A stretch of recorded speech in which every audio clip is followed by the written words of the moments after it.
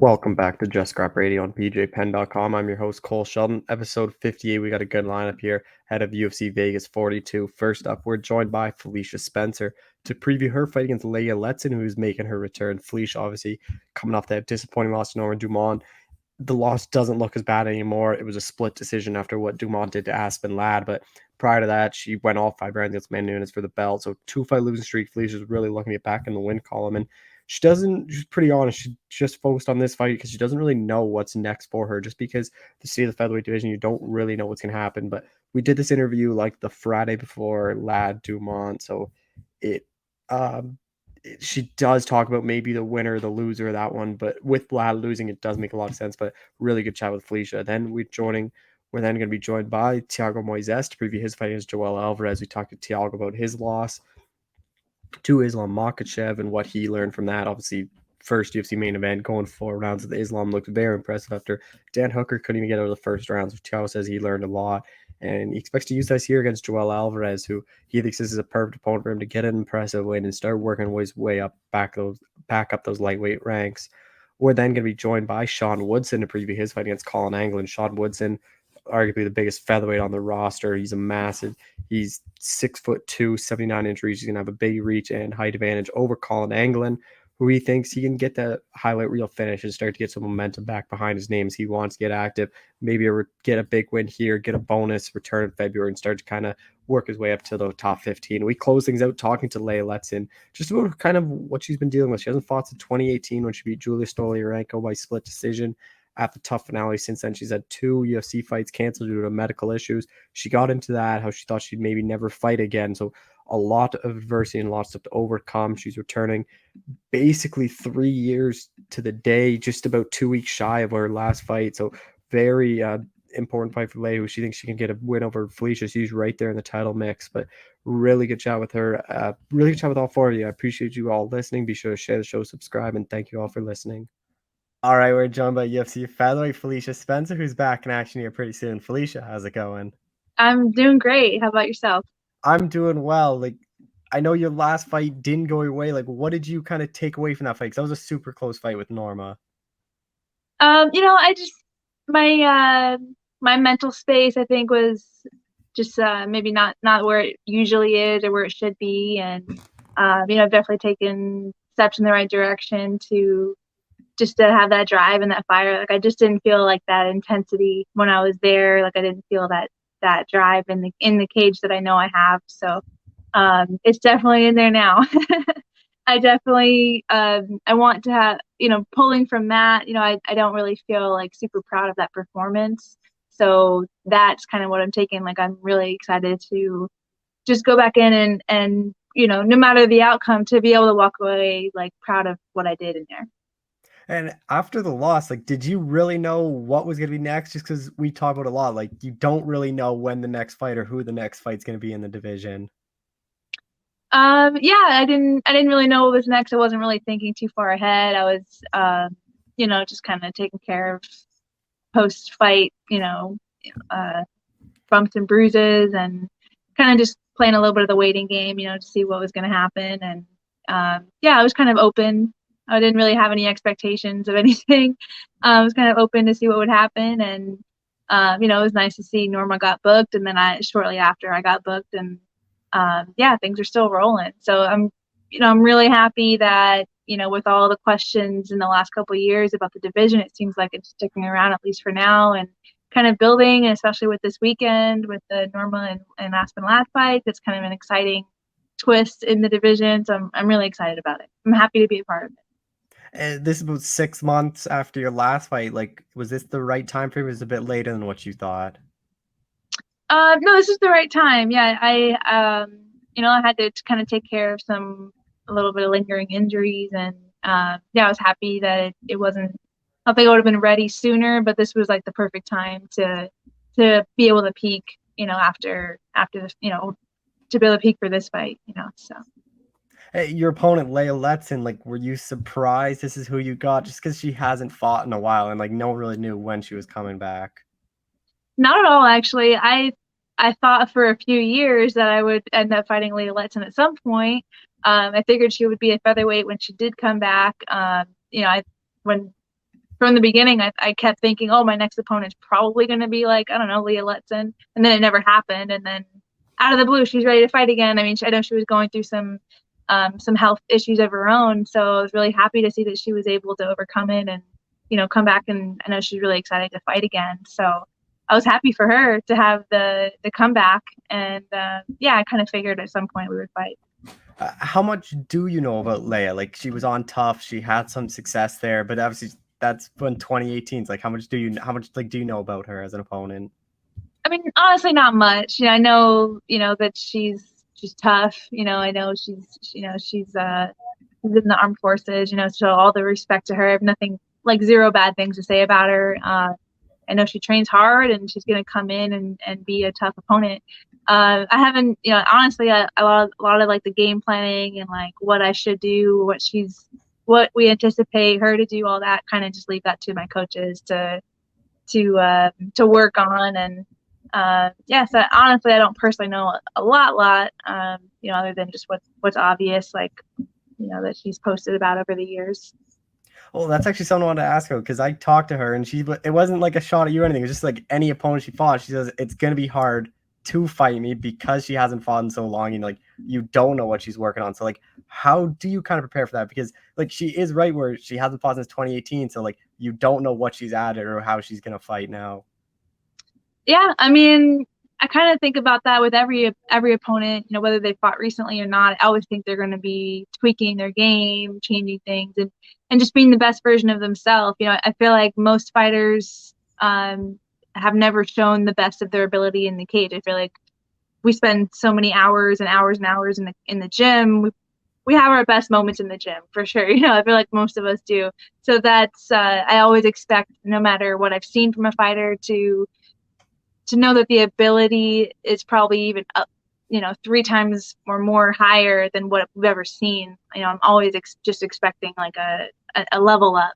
So yeah, I mean, it's kind of a nice mystery to have, because there's it's kind of exciting, but also kind of just do what I do. I'm just going to think about me, and I'm going to tackle whatever she puts in front of me and kind of just do my thing. So it's kind of nice to know, or I guess to not know exactly what she's going to do, because I can just think about what I'm going to do.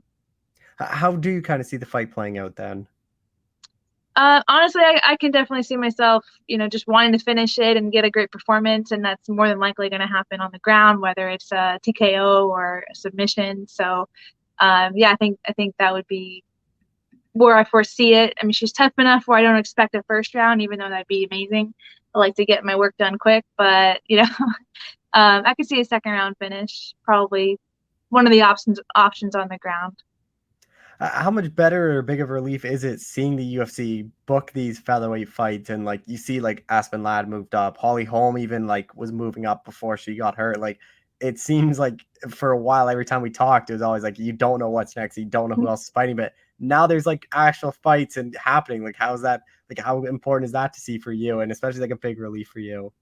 Yeah, it really is. I'm happy for the division. My time is limited in the sport, so to know, or to hope that the division can last beyond me will be very nice. I think just to have the opportunity to fight at this weight class for a lot of people up and coming will be good, and hopefully the division can be developed a little bit more, so that people can have the opportunity to really develop their skills and have more fights before making it to the very tip top of the division, when they've only had a few fights.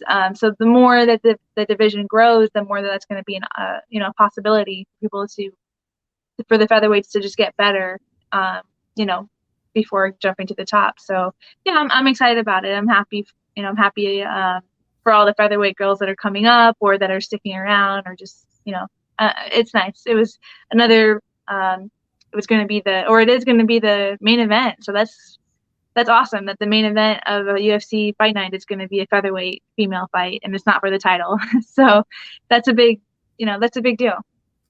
Did you think they were going to rebook that Danielle Wolf fight just because you guys were booked, and then after you lost to Norm? Like I kind of thought that was the way they're going to go, because I didn't actually know when Leia was going to return at all. Yeah, I kind of thought that they might throw that out there.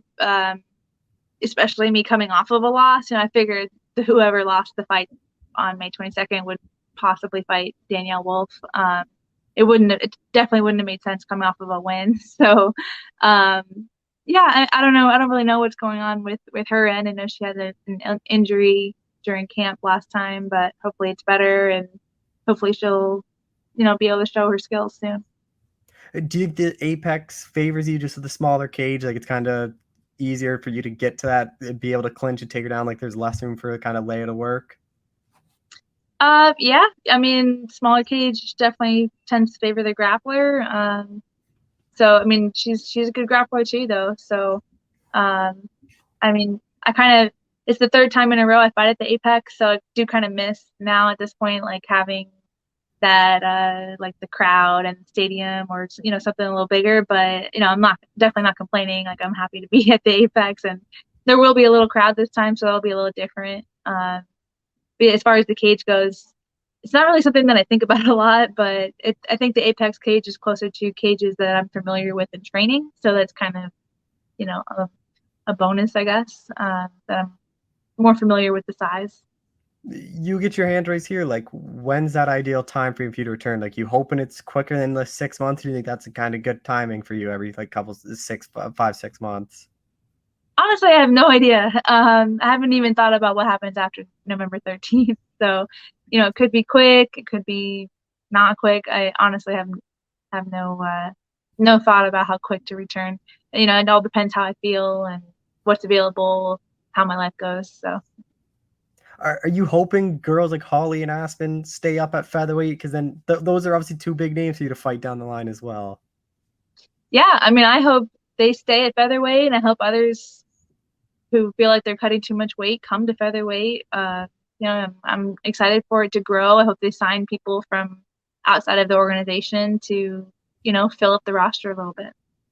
I still will never understand people at bantamweight that cut so much weight. Like it's the same champion at bantamweight and featherweight. Like why not have to cut the extra 10 out? Like especially for Aspen, who like you would see her on a scale when she got to 35. Like, it didn't look good. There's plenty others where just move up to featherweight, and it's probably an easier path to a title shot at featherweight. Like you probably only need 2 or 3 wins. Like, are you surprised more girls haven't moved up to featherweight, considering it's Amanda Nunes at 35 and 45, so it's not like a different fight or anything at all?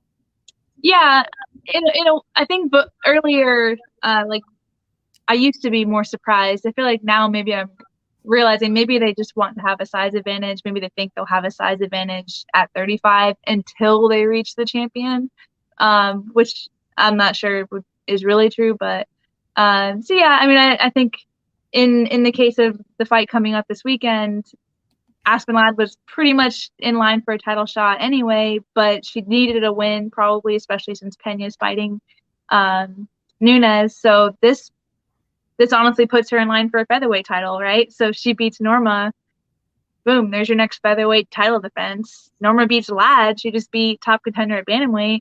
Now Dumont has a featherweight title, potential title fight. So I think this is kind of like a number one contender featherweight fight, honestly. Just last thing, are you hoping your next fight though is maybe on a pay-per-view in front of like a sold out crowd again, or do you kind of like the Apex atmosphere? I do miss the crowd. Yeah, it'd be cool to fight. Honestly, it'd be cool to fight in Orlando, or in Montreal. Like one of the two places that I kind of call home. So, yeah, I miss. Yeah, it's a cool feeling being in a big crowd. Well, anywhere in Canada, like Canada needs a card again soon. Pretty like it's been a Yeah, while. yeah, that'd be cool to have the comeback in Canada. That'd be real cool. All right, well, Felicia, I appreciate the time as always. Thanks so much for doing this. I think his box is going to be too much for his for Rodriguez flashy style. All right, we're joined by UFC lightweight Thiago Moises, who's back in action. Thiago, how's it going, man? I'm doing great, man. How about you? I'm doing well. Before you get into your next fight, I just want to quickly touch on your last fight. Like, obviously, a tough outing against Islam, who I think is one of the best lightweights in the world. Like, going into the 4th round, like you went into the 4th round with him. Like, what do you take away from that fight? It was a great experience. First main event, going 4 rounds against a guy like Islam. In my opinion, Islam is He's the toughest fighter in the top 15, the toughest fighter in the lightweight division. So was a great experience. Made me a better fighter, and for sure is gonna make me grow as a fighter, and I'm gonna be a champion. And how important was that experience that you got to go into the fourth round in the UFC and kind of be able to know what it's like headlining a card and what's it like going to the championship rounds? I was fighting 4 rounds was a good experience. I fought 5 rounds before, but for sure the pressure of the UFC of one UFC main event, it's a lot. So I'm glad that I experienced that, and just grateful for this opportunity, and can't wait to do the main event again. And your next opponent, Joelle Alvarez, like how much do you know about him? My opponent Joelle Alvarez, he's a good striker, and but he likes to fight on the ground. He has a lot of submissions. He's very long, very tall. So I'm getting ready for that. Getting ready for the length. Getting ready for his reach. He has very good leg kicks, straight punches, good guillotines, good arm bars, good triangles. So he's a fighter that I respect a lot. But I'm gonna win this fight in an impressive way. Do you think you fought someone like Joelle in your career before? Uh, there's a guy named Zach Freeman. He has similar style than Joel. Really good jiu-jitsu, also very tall. I think the fight's gonna be similar. And who are the main people you're working with? Because obviously a lot of guys at ATT you can work with. For this fight, I'm training mostly with Renato Moicano. He's helping me a lot. He's very tall, also good striker, good jiu-jitsu, good everywhere. So I'm gonna be ready for this fight. How do you kind of see his fight playing out then? I see myself either way, or winning by knockout or submission. How much like pressure are you putting on yourself to get back in the win column? Because you've never lost two in a row in the UFC or in your career for that matter. Like you've always rebounded after a loss. I just try to get better every day, every practice, training with the best guys in the world, best coaches, fixing the mistakes that I've been doing, not just in the fight but also in training. So try to get better every day, and enjoy this lifestyle. This journey is not easy, but we have to enjoy this, and being happy and grateful. I think that's the most important thing that we had to do. So that's how I'm taking this. Not put pressure on myself at all. Do you think this fight's mostly going to take place on the feet, or do you think he's going to try to take you down? I think this fight's gonna take place more on the feet, because he doesn't try to take it down very much. He likes to fight it off his back, and we're gonna see a lot of strike on this mat, and we're gonna see him on his back also. What do you think a win over Joel does for you? Like you're ranked 15th right now. Like, do you just think it gets you another ranked opponent next time out? My plan is to beat Joel now, and fighting more higher ranked guys next year, and I keep climbing the rankings. And I think a win over him should put me like maybe number 14. Is it a bit disappointing you're just back at the apex and you're not in front of a crowd? Yes, I miss fighting for a full arena, for a lot of for the fans, and I can't wait to fight for the fans again. But I still enjoy fighting in the apex. So it's like a sparring session. Have you been able to work with Poirier at all? Because obviously I know he has his fight coming up like about a month after you. Yeah, he just got here at the ATT Coconut Creek yesterday I think, and we're gonna get some working together, especially for Charlie's fight. I'm gonna be helping him with the grappling aspect. Well, what's that like for you getting to work with Poirier, who's one of the best lightweights in the world? Like I'm sure you learn a lot from when you guys train together. Yes, I learned a lot from him. I know he's a great training partner, a great fighter, as inspiration as well. See him train and see where he is at his career right now. And yeah, it's great. I mean, being around those guys, just make just grow. Just make each other better. You get your hand raised here. Like, when's that ideal time frame for you to return? I would like to return around February or March next year. I think And against a the ranked guy, preferably. yes, that would be perfect. Is that Islam fight one you'd like to get back down the line? Just because I see it, see like you had some success in that fight, and like I think you both are so young that it could happen again. Yes, I feel exactly the same. I feel we're gonna cross paths again, especially because I think it was I had good moments on that fight. I gave him a lot of uh, some hard times. And we're both young, and I think we're gonna cross paths in the top soon. Oh, back to your fight quickly, like with Joel, like he's a guy that has good chokes or whatnot, but do you think he's not going to want to go to the ground with you because you're very dangerous on the ground as well? Man, I think he's very comfortable on the ground, but I see myself as a better jiu-jitsu player. But if he tries to go to the ground with me, he's gonna be good for me. I'm not. I think his main plan is gonna be jiu-jitsu because he's not gonna find successful on his feet. He hasn't fought in over a year, so how hard is that to prepare for? Because you don't really know what he's been working on. Because a year's a long time of not fighting. I'm preparing for the best version of Joel. And I'm training every day to get myself better, to get the best Thiago that possibly I can be on November 13th. That's my goal. Get better every day and be the best Thiago that I can on November 13th. Do you think ring rust will be a factor, or do you not really pay any attention to that? Right now, I'm not paying too much attention to that right now. Just last couple of things, like your English has even gotten better since the last time I talked to you. Is that Thank something you, you brother. continue to work on? Yes, maybe that's living in the US, talking to Americans at the gym and watching movies in English, series in English. I think that's helping me a lot. How important was that for you to learn English? Because I think you can become more marketable for the UFC if obviously you can speak English. I think it's very important to speak English, yes, because UFC is an American company and English is the universal language. So I think every fighter in the UFC should learn how to speak English. Is it nice though that at ATT there's a lot of Brazilians though, so you could still speak Portuguese to them?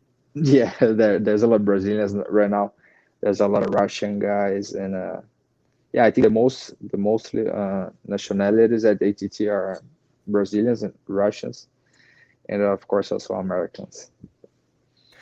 Just last thing for you, when do you plan to go back to Brazil? Are you just always going to be in the States now?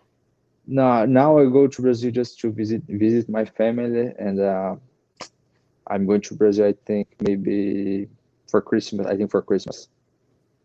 So it's this fight, then go spend time with your family, then Yes, like you said, February, March is kind of that ideal plan. yes.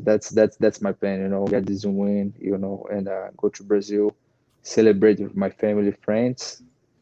Get back to ATT. Keep training, keep getting better, training hard, and fight again February, March. But I'm And gonna still, if when I go to Brazil, I'm gonna keep training there. So and maybe the UFC heads back down to Brazil and you get on a card there. yeah, I would love to, man. Like I fought in Rio, UFC Rio, same card as Jose Aldo, Anderson Silva, and Jessica Batistaca, and the energy was amazing. The place was full, so I can't wait to fight for that people again, man. It was awesome. Well, Tiago, I appreciate the time. Thank you so much for doing this. I appreciate it, brother. Thank you. All right, we're joined by UFC featherweight Sean Woodson, who's back in action. Sean, how's it going, man? Doing great, man. Just woke up from a nap. About to eat here in a minute and go train. And was this kind of the right time for you, about 5 months after your last fight, or is it a bit later than what you thought? It's a lot better than before. Yeah. For my last fight, I was off for about like a year, I believe. And I would like to get back sooner, but I broke my hand in my last fight, so I needed to take some time off from that. I got surgery done, and 5 months is actually pretty quick for just having to do surgery and everything. But I made sure I was on point with my recovery and did everything possible to get back in there as soon as possible. So yeah, I'm happy with the 5 months. When were you like fully healed, able to trade like 100% again? I've been training 100% probably 2.5 months now. So it took about three 4 to 6 weeks to heal up. And you got a lot of notice for this one. Like, how much total weeks did you get for this? Because it seems like you've got it quite a bit. Yeah, it was about I can't remember exactly, but it was about 10 to 12 weeks. Is that kind of perfect for you? So you can get a full camp in and really kind of prepare for the guy? Yeah, that's super important to me. Like I really, yeah, that's super important to me. As long as I got 6 to 8 weeks, I'm really happy with it. Either any you know, less time than that is pretty dicey. Colin Anglin, how much do you know about him? I didn't before, but I know a lot now. Yeah, I know he Contender Series. I'm familiar with his camp, Factory X. Those are the guys I went up against last time, and I watched his fights. I believe I like to say I'm pretty familiar with him now. He has a wrestling background. He likes to stand and bang though. Tough as nails. He's gonna keep coming for sure. He's a guy that likes to push the pace, and I'd call him a pressure fighter, and it's a matchup that I'm really excited for. You're gonna have no surprise, you're gonna have like a massive height and reach advantage. Like this one is pretty big too. Like I think it's an 8 or 9 inch reach advantage. Like how important do you think that's gonna be in the fight? Because he's a guy that likes to come forward, so he can kind of stick that jab and not or always let him get hit when he comes in. Like how important is that? Yeah, I feel like that is a big factor in this fight for sure. I feel like that's gonna present some new problems for him, something that he's probably not used to dealing with. I don't think I don't think many guys in my division are used to dealing with a guy as long as me and a guy who really knows how to use his reach and can box. So yeah, I feel like that's going to be really important. You use like knees and flying knees a lot. Like is that something that do you think catches people by surprise just because your size and like they always just are worried about the jab so much that they don't really see the knees coming? Yeah, I think I do a good job of like, blending my strikes together to the point where, you don't really know what's coming, like as far as, my uppercuts and my knees and my jabs. And yeah, I think, I don't think it necessarily surprising guys because, everybody's throwing flying knees and, but I just think I have probably better timing than most with mine. And, yeah, and the fact that I'm just built different, I feel like they just land a little different than they do for other people. Stylistically, like how do you think you match up against him? Like on paper to me, I think it's like he's gonna try to want to just clinch it and try to get down to the ground where you're probably gonna want to keep it standing. Yeah. I feel like this is the perfect fight for me actually to really showcase all my skills. I'm not happy with my last performance at all, but this is the fight that I think I'll be able to showcase everything I can do. Everybody knows I'm a striker and then I can box really well, but I feel like this fight I'll be able to show everything. We're gonna mix it up everywhere. He's gonna come forward. He's gonna try and close the distance, and I believe we're gonna do. I'm gonna be able to show off my grappling and wrestling. Like I said, this guy's tough. I don't see myself putting him away with one shot. So yeah, I feel like there will be some grappling and wrestling exchanges, and that I'll surprise a lot of people with. He's actually like a main training partner of Yusuf Zalal too. Like, do you think that's gonna play any factor where Yusuf can tell him some things, or do you not really pay much attention to that? I mean, them being on the same team and whatnot. Yeah, like I'm sure Yusuf will try to give him, a good, some intel on me or, just try to help him out some. But I, not even trying to sound cocky, but I don't think he can. I'm one of them guys you got to feel, man. Like, you can watch film on me and, people can give you advice and tips and whatnot, but I just feel like once you get in there and get a feel for me, it's totally different than what you're expecting. And, So yeah, and my last fight with Yusuf, like Yusuf didn't. I don't feel like Yusuf got, he still doesn't even know, have a real good read on me. So I don't think there's much he can really even tell Colin. How do you see this fight playing out? Because whenever I talk to you, it seems like when you don't get the finish, you aren't too happy with your performance. Yeah, well, I mean, I'm not at all. I'm my worst critic for sure. Like, yeah, if I don't get the finish, I'm, pretty hard on myself about it. But I mean, I just, learn and grow. Yeah, I feel like I probably wouldn't be in the position I am today if I wasn't such a hard critic. Possibly, I don't know. But yeah, this fight, I'm tired of decisions. The last one was too close for comfort. I'm definitely coming to finish this fight. How much have you looked at Colin's last fight where he did get knocked out and kind of saw what openings were there? Yeah, I watched that one quite a few times. Yeah, that guy he fought was, a really good striker, and put the pace on him early, and yeah, but I mean, then again, well, yeah, it did go to the second round. Like, yeah, you can.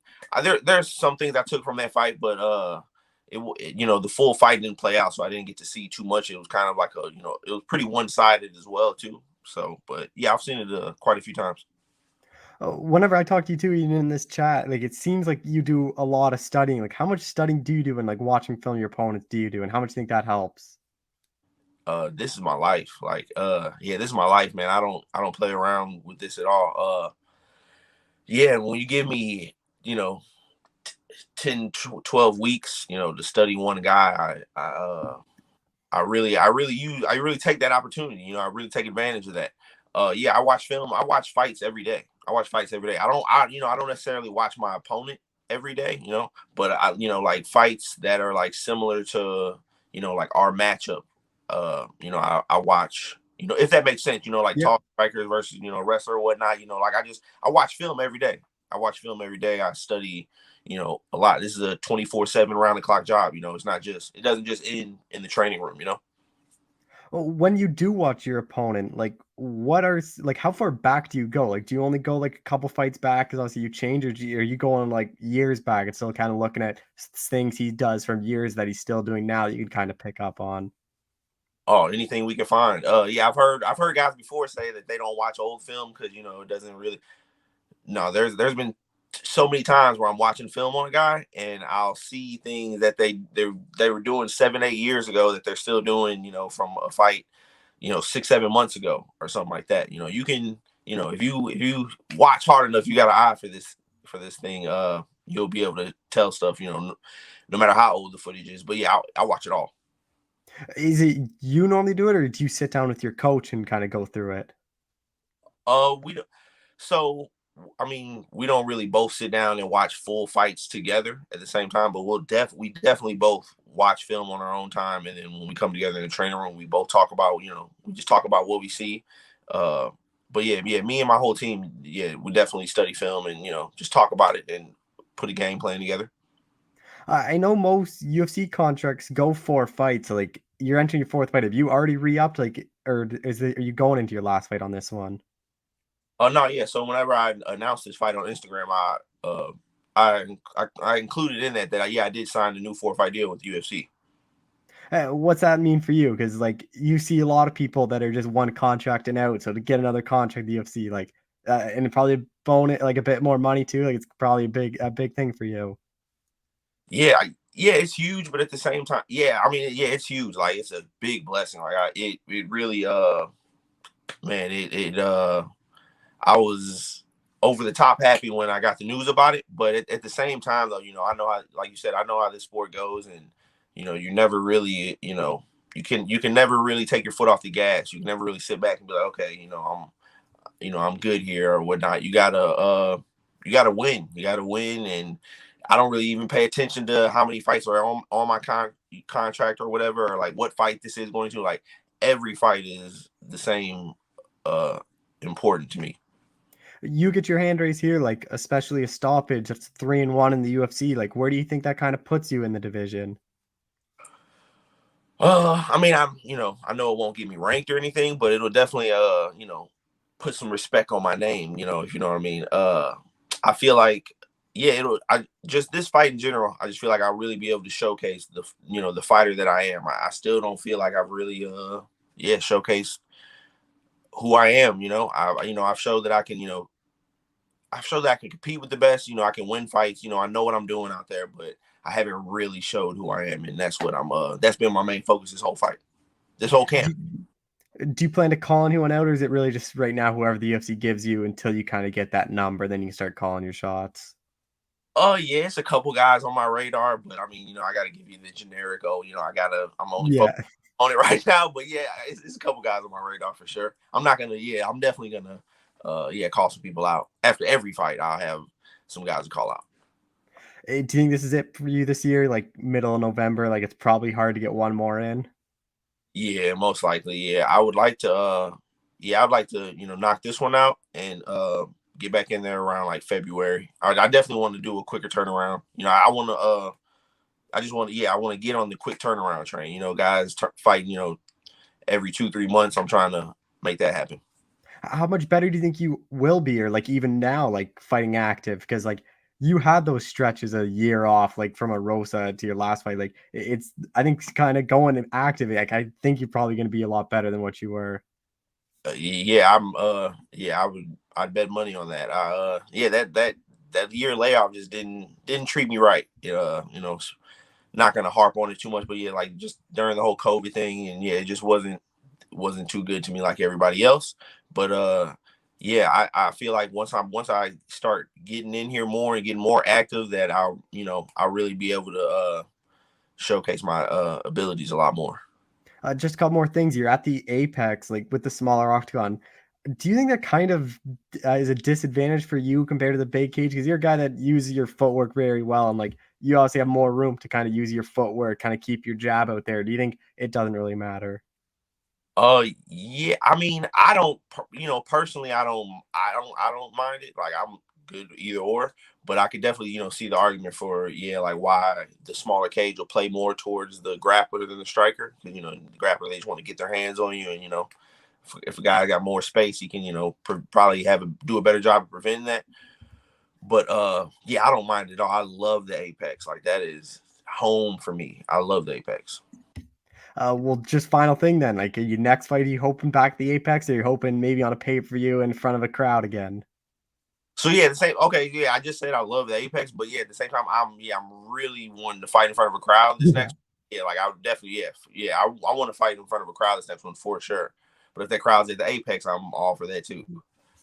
All right, well, Sean, I appreciate the time as always. Thanks so much for doing this again. Appreciate you, man. All right, we're joined by UFC featherweight Leah Letson, who's finally getting back in action. Leah, how's it going? It's going great. How are you? I'm doing well. It's been a while since we've seen you. Obviously, haven't fought since 2018. Like, I just kind of want to start there. Like, what has been the reason for the layoff? I've had some very significant health issues. Everything from my thyroid, my hormones, my gut biome, and even my mitochondria were all messed up from severe overtraining and undereating. Actually, the UFC Performance Institute says that I'm the worst case of overtraining and undereating they've ever seen before. So it took about 3 years for me to actually heal my body and all the damage I was doing from the overtraining and undereating for weight cuts. When did you start to realize that, like, you could maybe start talking to the UFC about getting a fight? Like, when kind of was that? I noticed I was feeling so much better, and my lab work was coming back a lot better from my doctor early in the summer. And then in July, I went out to the Performance Institute and I got an assessment, and they basically gave me the green light to go ahead and fight at 145. They said 135 was probably too much of a cut for my body right now, but 145, they gave me a green light. And so I immediately texted my manager, and then they let the UFC know right away. So. Was this something you noticed even when you were on Tough, or did that happen after Tough? Well, I noticed as my career went on, the more fights I did, the more it was harder to make weight each fight. And I definitely noticed during Tough, and then afterwards, my body was just, I wasn't feeling good. I was super tired all the time. I was not performing as well in the gym, and my energy level was just awful. And I hit a plateau when I was cutting weight for my 145 fight in my UFC debut, and then I finally broke that plateau with a lot more starvation and overtraining. And then after that fight, my body just completely shut down, and I knew something was wrong. So that's when I went to the doctor. And now that you are healthy, like how much better is training now? Because I assume you can probably do a lot more now. Yeah, it's actually a lot better. I don't do more than I used to because I was training like 6 to 8 times a day, which was extremely excessive, and I'll never do that again. But I'm training smarter now, so it's actually a lot more beneficial. I'm getting a lot more out of training, and I'm able to push myself 2 to 3 times a day, and I'm recovering nicely. And it's a huge difference in my energy level and my ability to perform in the gym now versus a year or two ago. Did you ever think there was a time where maybe you wouldn't fight again? Yeah, there was some really dark times. I'd say the first 2.5 years of me dealing with all these health issues, I was questioning whether or not I would ever be able to get back in the octagon again. And it was really, really tough because this is my passion and this is what I feel like I'm meant to do. And when you're questioning whether or not you're going to be able to do it again, like it's heartbreaking. And so that's why I'm so excited to finally be healthy enough to even accept a fight. That was the first victory right there. And what was the emotions like when they sent over that UFC contract again? Extreme excitement, and it was just like a surreal moment. Like for the longest time, I really didn't think I was going to be able to do this again, and now I'm training for a fight again. It feels so amazing. I can't even tell you. There's no words. I'm so excited. And with featherweight in the UFC, like there obviously isn't a whole lot of women up there. So did you kind of think Felicia Spencer was going to be your opponent just because she was one of those only people without a fight? Yeah, I mean, there isn't many options. Like you said, there's not a huge roster at 145. So I knew I was going to have to fight her eventually, whether it was this fight or the next one, And I was really excited when they came back with that name, Felicia Spencer, because she's really tough, and it's a good test of my skills, and I want to fight the best. So she's fought two of the toughest girls in the world in Cyborg and Nunes. So it's a great test of my skills. Yeah, and she went the distance with both of them, so it just kind of Yeah, shows how tough she is to finish.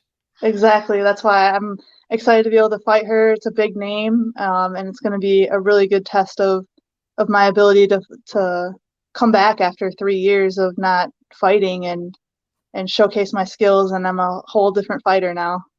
Stylistically, how do you think you match up against Felicia?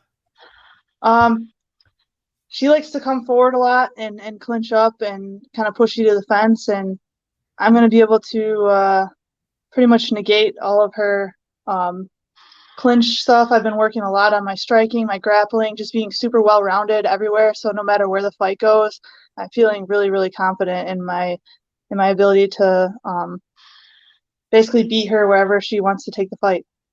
How do you kind of see yourself getting your hand raised? I think a lot of people kind of view this as if it stays standing, like it kind of favors you. Yeah. I honestly, because she's so tough and she went the distance with Amanda and with Cyborg, I'm guessing it's going to be a unanimous decision when I don't know if I'm going to be able to finish her because she's very, very tough. What do you think a win over Felicia does for you in this division? Just because it doesn't take a whole lot to get a title shot at 145. Yeah, I'm not sure exactly what my next fight would be after this one when I win, but I'm really excited to find out because there's not very many other options. So maybe another fight with another featherweight and then maybe a title shot.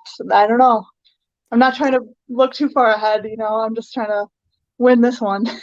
Is that hard though? Because I know a lot of people like think, oh, when I get the mic, like I have to make this call out and stuff. But for Yeah. featherweights, like it's so hard because there's only a couple that like it's hard to call anyone out really, and it's really only your focus is on that fight. Right. That's why I haven't really called anyone else out because first of all, I'm not looking past Felicia at all because she's very tough. And second, I honestly don't know who they're going to match me up against next. And with with just the way your body went, like, is it 45 from here on out, or do you think there is a chance you might be able to drop down a band weight in the future? If my body continues to heal the way it has been, I think bantamweight might be in my future. I just have to take it slow and let my body kind of naturally lose weight and not try to cut too much weight, because if I try to put my body in a super caloric deficit again, it could shut down again. So I have to be really, really careful about how I go about cutting weight. When you step into the octagon, like, what are the emotions like? Is it like nerves, excitement? Like, what's going to be kind of going through your head?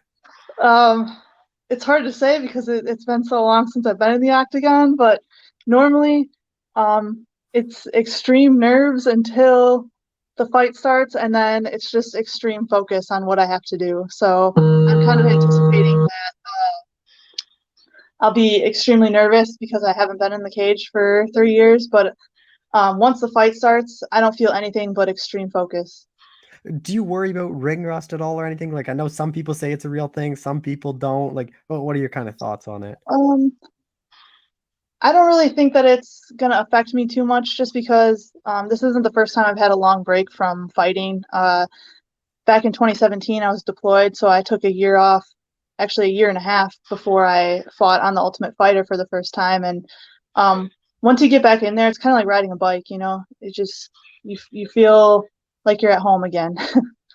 Are you kind of viewing this as your like official UFC debut, that it has now like nothing to do with Tough or the Tough finale? Kind of, yeah, because I get my own fight kit now and I get my name on my clothes, and I'm pretty excited about that. But yeah, it does feel kind of like my UFC official debut because it's not associated with Tough or anything. Just with the long layoff, like if you get your hand raised here, like are you hoping maybe put you back in before the year's up or get you a quick turnaround just to kind of make up for lost time? Um, no, because, well, for two reasons. I'm going to be going down to Texas for 3 months for the Air Force, so I'll be on active duty orders for 3 months, so I won't be able to fight after this one for probably about 6 months. And then also, I want to make sure that my body has plenty of time to heal and recover before I go back into another fight camp. Just because of all the health issues I had, I want to make sure that I take it slow and let my body fully recover from this fight. How hard do you think you are going to be for Felicia to prepare for you, just because you haven't fought in 3 years and she doesn't really know what you've been working on, or like you would come out a completely different fighter in 3 years? Yeah, I mean, good luck to her trying to find accurate film on me, because it's been 3 years and I've changed training camps since then, and I'm working with completely different coaches with different styles, and I'm a completely new and improved version of my old self. So, I mean, she can try to look at old film of me, but it's really not relevant anymore. Just last thing, have you stayed in touch with anyone from your Tough season? Yeah, actually, I'm really good friends with Marcia Allen. Me and her still talk and hang out, and she actually might come up a couple times to help me spar and train for this fight. That's awesome. Well, Leah, I appreciate the time. Thank you so much for doing this.